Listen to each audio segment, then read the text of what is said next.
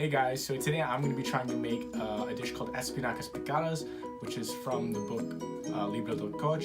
This book was printed in about 1520, so it's pretty old comparative to now.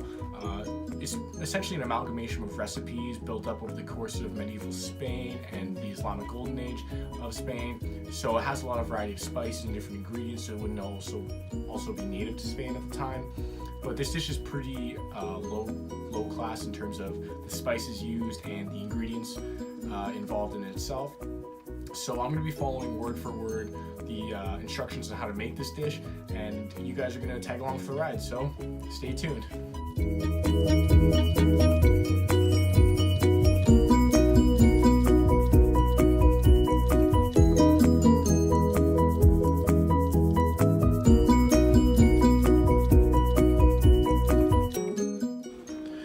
So guys, the first step of the recipe says to take your baby spinach and cast it into a pot of boiling water with some salt. My pot just came to a boil now, so let's see how this turns out. I'm gonna,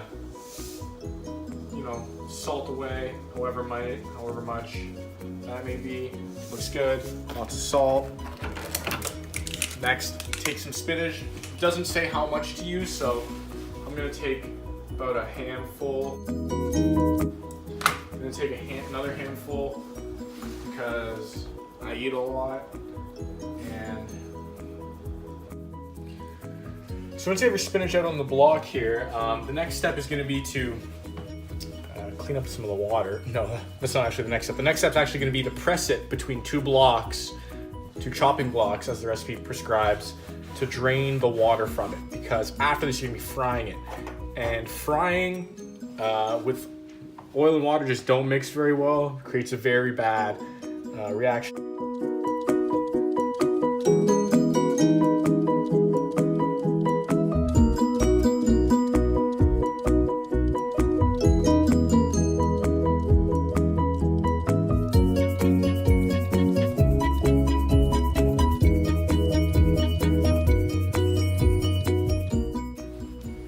So now that you've pressed it out a fair bit, there's still some moisture on it. It's actually very moist still, so I'm not sure how they expect you to fry this without considerable backlash from the oil and water mixing. But I feel like the recipe also mentioned that you're frying it with the bacon. So since the bacon is raw and you're cooking it at the same time, that there's not actually going to be hot oil for it to bounce off of. So going forward, I feel like this will go a lot smoother. So next we're gonna fry the spinach with the bacon. Although I think to impart more flavor, the recipe intends it for the bacon fat to be in the pan.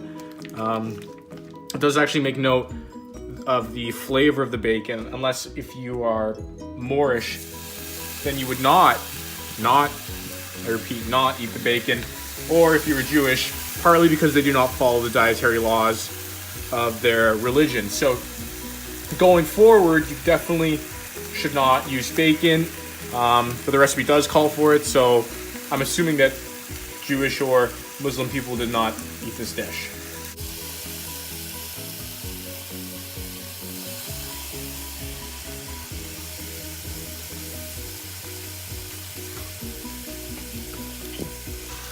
So as you can see, I used 5 strips of bacon because I feel like the bacon is thick enough sliced and there's a lot of fat to it that'll nicely render out of the meat and then go into the pan. But in hindsight, my pan's gonna be kind of full with all the spinach I have, but it'll have a lot of flavor, which I think is important to the dish. The dish did not mention how much bacon to put into the pan, and as it is, that's maddeningly unhelpful. So we'll see how this turns out in a couple minutes. So my spinach, as you can see, is pretty brick-like, kind of moist still, but I think it'll be fine. The pan isn't very hot, so when I add it in, I don't think there'll be a lot of backlash. I won't have to wear protective gear. So let's just, see how that goes.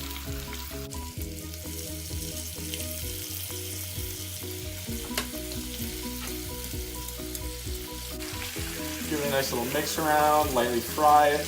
Want to break up all the spinach blocks, because right now they're kind of, from pressing it together in the chopping blocks, they're kind of stuck together and make large bricks. And I don't think you're gonna fry up all the angles of the spinach in time.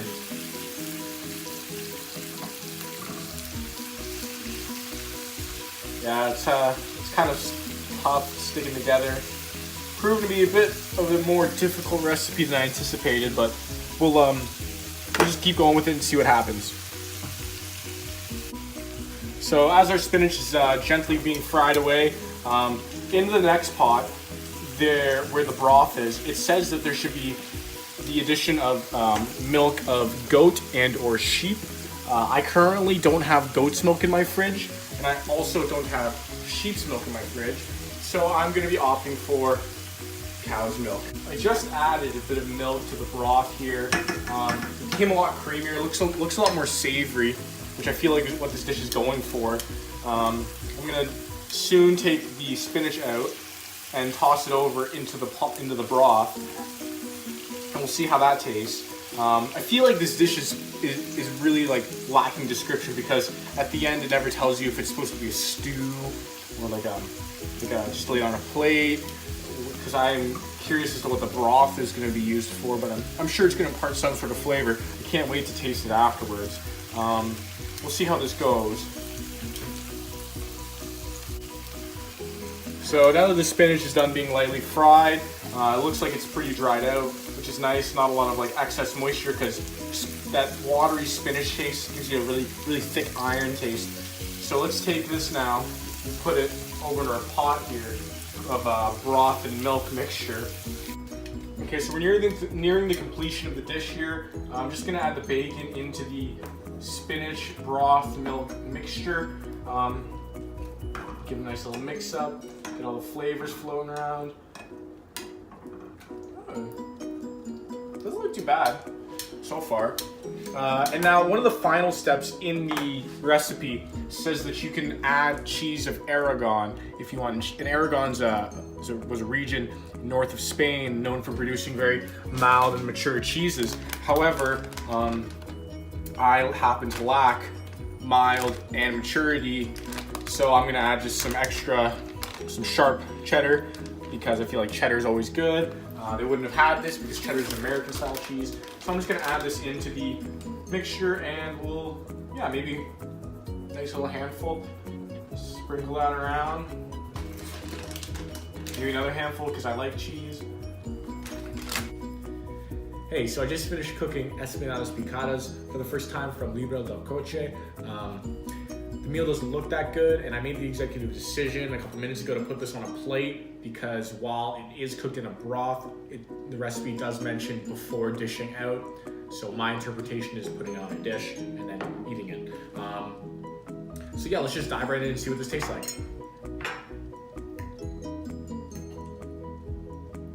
Cheers.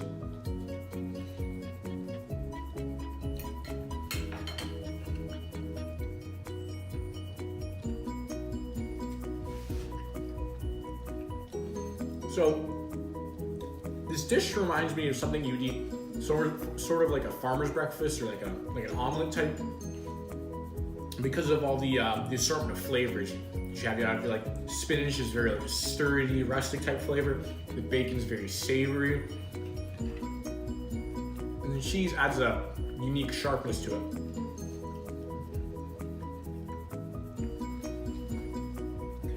In all, I feel like this dish is pretty good. I'd probably give it an 8 out of 10. Looking back in retrospect to what people might be eating in medieval Spain, I could see this dish being consumed all the time because of the cheap prices for the food, the ingredients itself, and how easy it is to make. You kind of just grab everything, throw it in a pot, cook it, bring it out, eat it. And I feel like that's a very convenient way if you are low on funds. That being said, that's the conclusion of Espinacas Picadas from Libre Del Coch. I hope you guys enjoyed watching my food adventure, and enjoy.